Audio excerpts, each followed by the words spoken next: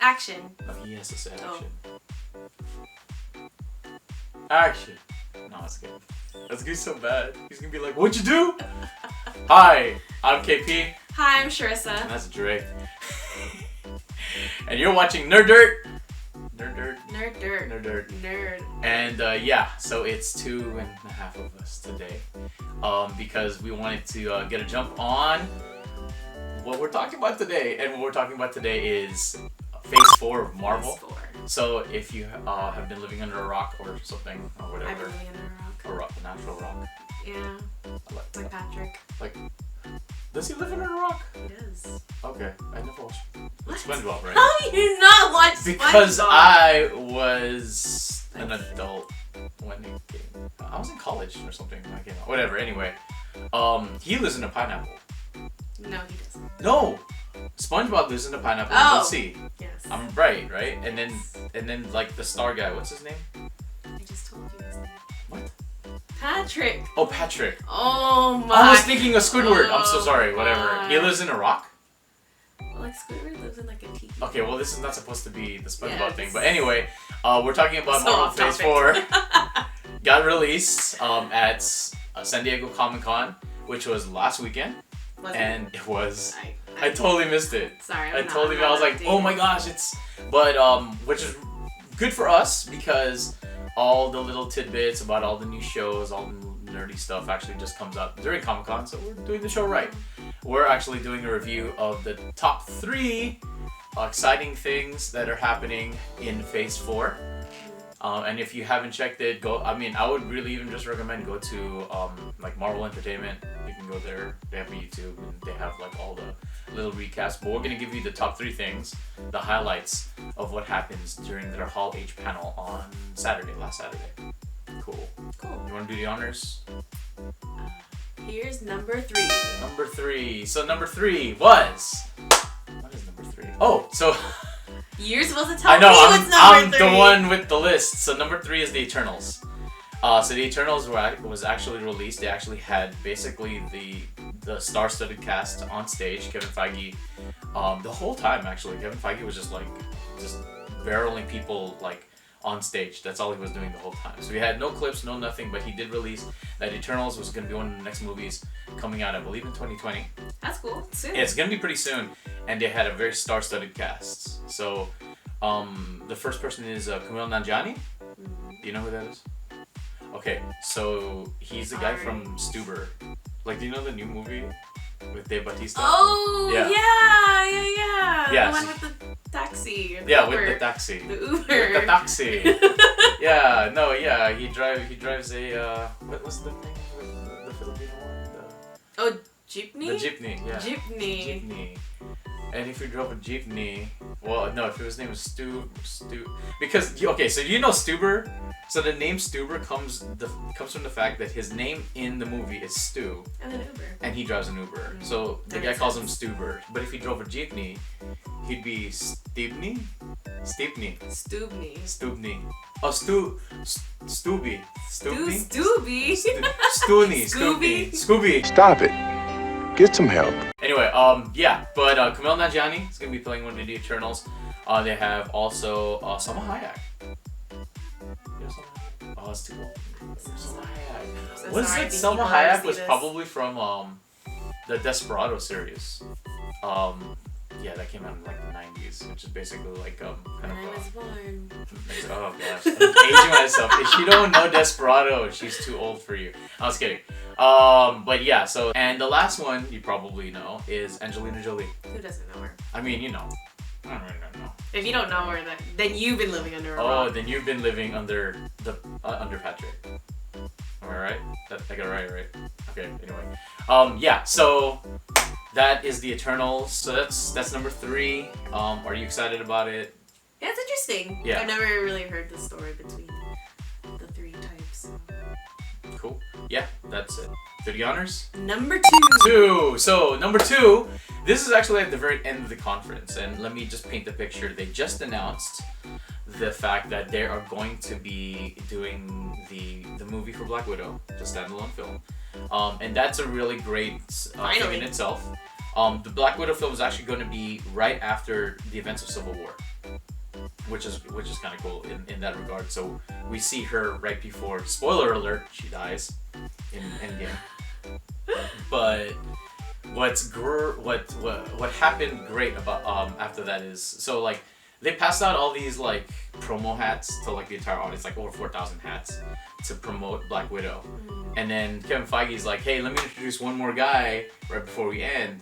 So he asked Mahershala Ali to come out. I don't know if you know him. Yeah, I do. Okay, so Mahershala Ali, I think the latest movie that he was in was The Green Book.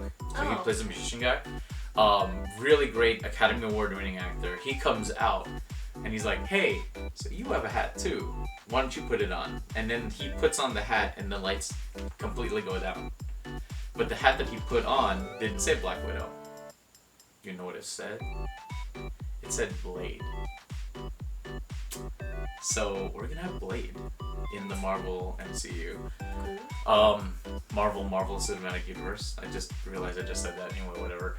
But yeah, we're gonna have Blade. So ever since the pretty successful run of Wesley Snipes, that guy, Snipes, the guy with the tax problems. After he had his pretty successful run, and I was actually a really big fan of Blade when it first came out. I think I remember my memory of Blade was my cousins were really skeptical about like when it's like Blade's coming out. Oh, it's based on a comic. It's based on Marvel. And I remember my cousins like, I don't know, it doesn't look that good. And I told them like, just wait, it actually looks pretty good. And then we all watched it and then had a conversation again. It's like, you know what, you were right. And it was like actually really good. People forget that it was based off of the comic of the Marvel comic. And is he like a B-list superhero, like the Guardians? I mean, he has his moments. I don't want to say he's a B-list. He's not A-list, that's for sure. Yeah, that's fine. Like I don't know about list? Maybe a B+. He has his moments, and definitely after the '90s run of Blade, yeah, he's definitely had his spotlight. He has some run-ins actually with Spider-Man, so that might be one of the ways that they use him. They share a villain, Morbius, which is the living vampire apparently. So it's Morbius is like a super like D villain. But Morbius is basically like, I don't know if this is going to be even the villain, but Morbius is basically a vampire who doesn't become a vampire through biting, but he actually does like the cellular regeneration. Plot twist, it's like Twilight's vampires. Oh no. Imagine. And it's just like Blade's like in the Midwests, and then he's just like, oh, no, I mean, you know. Well, actually, they didn't Canada. Okay, so the white North Midwest, I don't know. Was that Canada? I think so. Okay, anyway. I think they were. That being said, yeah, so Mahershala Ali is going to be the new Blade. So yeah, Blade is the next thing. That was at the end of the conference, but something happened in the middle of the conference that I think I'm probably the most excited about. But you want to do the honors? That's number one. So number one is they announced that Thor is going to get a fourth movie. Cool. And it's going to be called Love and Thunder. And it's kind of sad that Hawkeye hasn't even had a movie. Okay. Since we're here, Hawkeye is actually going to get his own TV series. Oh. Yeah, that's the good news. The not so good news is everyone's been speculating that Hawkeye is going to get the series so he can pass on the Hawkeye role. Oh, so he never really did get his spotlight. So they're going to actually pass give it to on someone else? to one of his Marvel proteges. I forgot her name. I'll put it here or whatever. But yeah, like that's the whole premise of the movie, that he's training a new Hawkeye. I guess it's because of all the drama and the trauma from the 5-year blip. Yeah. That he's just like, I can't do it anymore. Spoilers. Yeah, I gotta. Oh yeah, spoilers. And it's called a blip. If you watch Spider-Man Far From Home, they call it the blip. But yeah, so Hawkeye will have his own TV series. That's another thing I didn't mention, but I'm not gonna get too much into it. They're gonna have a really, really great TV series run with WandaVision, with Hawkeye, with Falcon and the Winter Soldier, which is really cool. So I'm looking forward to that, but I'm really looking forward to Love and Thunder. if you look at the logo of Love and Thunder, it's really cool. It's like something out of like a 1970s like album, That's cool. like rock album, because it looks so like it looks so it's hard to explain. It has It's like the Guardians of the Galaxy vibe. it has a Guardians of the Galaxy vibe plus Thor Ragnarok type vibe. It's very, very just basically like 1970s rock album operatic type. It looks freaking awesome from right here or something like, and then you can see it. But Love and Thunder. So all the main characters are back. Of course, Chris Hemsworth, Thor, Tessa Thompson. You know what? With Tessa Thompson, I forget that Tessa Thompson is also in Creed. Like she's the wife of Adonis Creed. I keep forgetting. She's the same person. But Tessa Thompson, and then she was also in MIB, so they already had like the little duo thing. Yeah. And MIB International. I watched it. It was pretty good. It was very corny. I haven't seen it.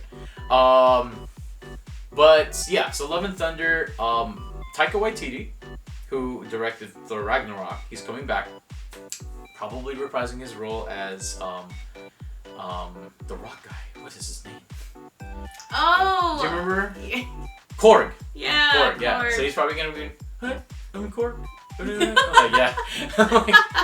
One of my You don't have favorite to be afraid of me characters in unless you're a pair of Ragnarok. scissors. Like, that's really cool. Yeah, so I love, yeah, really. That being said, he said that he's also introducing a new character from kind of the new Marvel new Marvel comic universe, and he's introducing it not to the cinematic universe, which is female Thor. That's cool. So female Thor, if you've read the comic that came out a few years ago, female Thor was introduced, but reintroducing a character that we've known, Thor's previous love interest, Natalie Portman. Jane Foster. Yes, Natalie Portman is going to be reprising her role as Jane Foster. You saw her in Endgame briefly, but she is actually going to be reprising her role, and she's returning as the female Thor. So she is worthy. So there's a lot of things actually to get from that too, because like Taika Waititi actually like on stage gives her the hammer. What? Well, it's like, wait, the hammer doesn't exist anymore. It got broken by Hela. Yeah. So it's just like, well, if it's broken, do they piece it back together? What happens? Do we reforge it? But she does become worthy to wield Mjolnir. And how? No, remember when they Yeah, but the other movie when he got it back. But Captain America brought it back into the main timeline. Yeah. So it still exists. It still exists, now. but if it's in the main timeline, Hela destroyed that Mjolnir. Oh no. I'm so I don't know. This multiverse thing is like really crazy. Which another thing too, Doctor Strange actually also has a movie coming out called The Multiverse of Madness, I really like and it. it's gonna be a horror movie. Straight up, first Marvel horror movie. They said they're really going straight up hard horror, not rated R, but hard I horror. don't know how I feel about that. I don't know either, but you know, it is one of the genres that's missing. I mean, we already have like a teen movie with Spider-Man. We have, you know what we're missing? Romance. Yeah, we're missing a rom-com. That's what I want to see. But anyway, who do I want to see that? But then who would it? Yeah, who would it be with? It would be the Scarlet Witch and Vision. What? I really feel like that would be it. I feel like, well, who else would it be? Well, we already saw their like romance. If you're gonna make a rom-com, who's gonna be with who and who? So I can't think of anyone. Black Widow. Yeah, that's the person I was Did you thinking see? There's an SNL sketch where Black Widow actually does have her solo movie, and it's a rom-com. of. Well, because she likes the Hulk, right? She likes the Hulk, but then she died. So I don't know. That's gonna be one interesting love scene. Anyway, how do you feel? It's like he's here. About I feel him getting annoyed at me. He's like, "Why do you keep going on tangents and whatever?" Yeah, whatever. Okay. So anyway, so how do you feel about the Phase 4 of Marvel's MCU? Are you excited? Are you looking for something? You can't wait for the X-Men, or can you wait a little bit? What are your thoughts? Tell us in the comments below. But until then, my name is KP. My name's Shrissa. That's Trey. Bye. Bye.